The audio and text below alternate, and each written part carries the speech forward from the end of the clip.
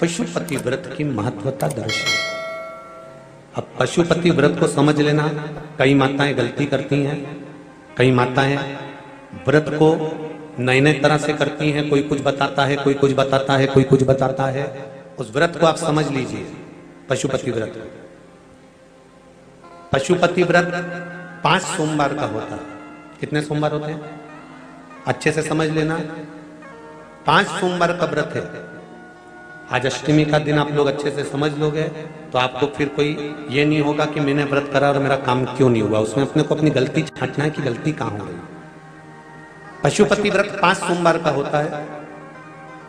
बीच में किसी सोमवार पर यदि एकादशी पड़ जाए या कोई तीज पड़ गई या कोई त्योहार पड़ गया, कोई नवरात्रि का व्रत कर रहे हो या कोई त्योहार का व्रत कर रहे हो या कोई तिथि का व्रत कर रहे हो और उस दिन सोमवार पड़ गया, अब आपने विचार करा कि मेरा पशुपति का भी व्रत है और साथ में तीज का भी व्रत है, तो कौन सा व्रत करूं मैं। तो उस समय पर आपको पशुपति व्रत छोड़ देना चाहिए। फिर आप तीज का व्रत कर लो या चतुर्थी का करती हो तो चतुर्थी का करो, छठ का करती हो तो छठ का करो, नवरात्रि के व्रत करती हो तो नवरात्रि के करो। 5 व्रत पशुपति होते हैं। व्रत करने के लिए जब आप निश्चित करें कि मुझे इस सोमवार से पशुपतिनाथ के व्रत करना है, जीजियों भाइयों ध्यान रखना, उस दिन सुबह स्नान करने के बाद में बड़े प्रेम से पूजन की थाली लगा लो। उसमें चंदन, अबीर, गुलाल, जो भी आप रखना चाहें, रौली, चावल, मूली, जनेऊ, पंचामृत, चाहो तो अलग अलग ले जाओ, चाहो तो एक साथ मिलाकर ले जाओ। भगवान शंकर की पूजन करो सुबह के समय पर और शिव जी का पूजन कर कर, आराधना कर कर भगवान शंकर से प्रार्थना करो, हे शिव जी, हे ओगरदानी, हे त्रिकालदर्शी, हे कैलाशी, अविनाशी, आज से मैंने पशुपति व्रत प्रारंभ करे। बाबा मेरा ये व्रत इस कार्य के लिए मैं कर रही हूं, आप स्वीकार करना, बाबा को निवेदन करना। पूजन का सामान थाली में उतना लेकर जाना कि सुबह भी काम आ जाए और शाम को भी काम आ जाए। अलग से पूजन का साहित्य में शाम को अलग से नहीं रखना, थाली में उतना ही रख के ले जाओ जितना सुबह भी काम आए और शाम को भी काम आए। बाबा को निवेदन कर कर पूजा की थाली वापस ले आओ। शाम के समय पर घर में मीठा बनाओ, 6 दिए रखो थाली के अंदर घी के, और दिए रखकर मीठा ले जाकर मंदिर में पूजन करो। शाम को स्नान कराने की जरूरत नहीं, पंचामृत स्नान की जरूरत नहीं है। शाम को तो केवल जल का छींटा दे दो, पंचामृत का छींटा दे दो, बाबा की पूजन करो। पूजन कर कर प्रसाद के पहले 3 हिस्से करो। 3 हिस्से करने के बाद फिर आप दिया लगाइए। फिर बाबा को कितने दिए लगाना है, जम के बोलो, 5 दिए लगाना है आपको शंकर भगवान। 5 दिए लगाइए, एक एक दिया जलाते जाएं और शंकर भगवान से पहले सोमवार को दिया जलाते समय अपने हृदय की बात कहते जाएं। 5 दिए पूरे हो जाएं, छठा दिया जलाना नहीं है, उसको थाली में वापस रख लेना। दिए को थाली से नीचे उतारना जरूर।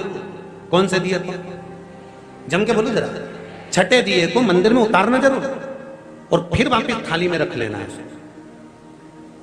प्रसाद 2 हिस्से मंदिर में छोड़ना है, 1 हिस्सा थाली में रख के ले आना है। पूजन कर कर बाबा को निवेदन कर कर वापिस आइए। शाम को जब घर में प्रवेश करो, सीधे हाथ की ओर घर में अंदर जाते समय अपना जो राइट हैंड हो, अपना जो सीधा हाथ हो, उस ओर बैठो और बैठने के बाद उस दिए को प्रकट कर लो, प्रज्वलित कर लो। वहां पर भी शिव जी से प्रार्थना करो, हमारा यह कार्य है सफल करिएगा। बाबा से निवेदन करके घर के अंदर प्रवेश कर जाओ। भोजन जब जीमने के लिए बैठो, भोजन करने के लिए बैठो, सबसे पहले जो प्रसाद लेकर आए हो उस प्रसाद को खाइए। जो प्रसाद आप लेकर आए उस प्रसाद में से किसी को नहीं देना है, आपको अकेले खाना। उतना ही प्रसाद लेकर जाना जितना खब जाए, छोड़ना भी नहीं। सबसे पहले प्रसाद खाइए, उसके बाद में भोजन करिए। इस व्रत में सुबह आप फलहार कर सकते हो, शाम को भोजन कर सकते हो। भोजन में ये जरूरी नहीं है कि मीठा ही खाना है, नमकीन भोजन भी कर सकते हो। बस मीठा कब खाना है, जब प्रसाद का एक हिस्सा लेकर आओ तो वो एक हिस्सा आप खाओ। उसके बाद में जब भोजन करो तो नमक का करो, कोई मना नहीं, मिर्ची का करो, पर उसमें दिखावा ना करो। और भोजन करें। ऐसे 5वां जब सोमवार आ जाए, बीच में अगर कोई सोमवार छूट भी जाए तो व्रत करना, पूजन मत करना। कोई रजो धर्म आ गया, रजस वाला धर्म आ गया, कोई कार्य आ गया तो उसमें पूजन करना, पूजन नहीं करना है, उसमें व्रत जरूर करना। और जब 5वां व्रत रहे, और 5वां व्रत जब रहे तो उस 5वें व्रत में जब सुबह पूजन कर आओ, शाम को पूजन करो, तो शाम को भगवान पर 108 या तो चावल के दाने, मूंग के दाने या बेलपत्र या फूल की पत्ती, जो भी 108 चढ़ा सकते हो, भगवान को चढ़ाकर एक श्रीफल 11 रुपए उस पर रखकर शिव जी से निवेदन कर कर घर पर आ जाइए, दिया लगाइए और बाबा से निवेदन कर कर प्रसाद पाइए। अगर नियम से कर लिया तो मेरा विश्वास कहता है 5 सोमवार के अंदर ही आपका काम हो जाएगा, 5वें तक पहुंचोगे। ये शिव कृपा। श्री शिवाय नमस्तुभ्यम। हर हर महादेव, जय महाकाल। मित्रों, आज के इस वीडियो में गुरुजी ने पशुपति व्रत की संपूर्ण विधि बताई।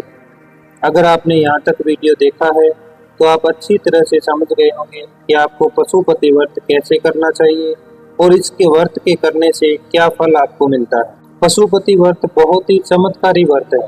यह व्रत करने से आपकी हर मनोकामना पूरी होती है, चाहे आपकी नौकरी से संबंधित मनोकामना हो, चाहे आपके बच्चों की शादी से संबंधित मनोकामना हो, चाहे आपकी व्यापार से संबंधित मनोकामना हो, चाहे आपकी किसी रोग से संबंधित मनोकामना हो, किसी भी प्रकार की अगर आपकी मनोकामना है तो पशुपति व्रत करने से अवश्य पूरी होती है। पर यह व्रत आपको पूरा नियम से करना होता है। अगर हम एक भी गलती कर देते हैं तो इस व्रत का फल हमें नहीं मिलता। इसलिए जब भी आप पशुपति व्रत करें तो सबसे पहले अच्छी तरह से समझ लें कि आपको कैसे ये व्रत करना है। पशुपति व्रत आपको 5 सोमवार करना होता है। किसी भी सोमवार के दिन आप ये व्रत शुरू कर सकते हैं। जरूरी नहीं है कि आपको यह व्रत लगातार करना है। मान लीजिए आपने पहले और दूसरे 2 सोमवार लगातार कर लिए, तीसरे सोमवार आप किसी कारणवश व्रत नहीं भी कर पाए तो अगला व्रत आप चौथे सोमवार कर सकते हैं। कहने का मतलब यही है कि आपको 5 सोमवार संपूर्ण करने हैं।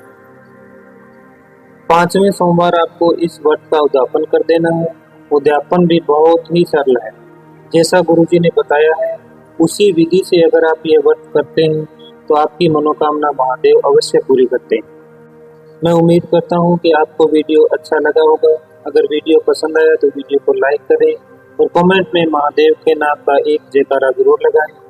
अगर आप वीडियो पहली बार देख रहे हैं तो चैनल को सब्सक्राइब करके बेल आइकन को जरूर प्रेस करें, ताकि जब भी मैं अगला वीडियो लेकर आऊं तो सबसे पहले नोटिफिकेशन आप तक पहुंच सके।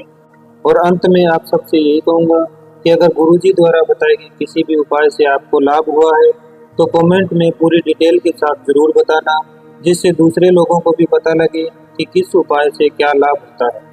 आज के वीडियो में इतना ही। मिलते हैं किसी अगले वीडियो में नए उपाय के साथ। श्री शिवाय नमस्तुभ्यम। हर हर महादेव, जय महाकाल।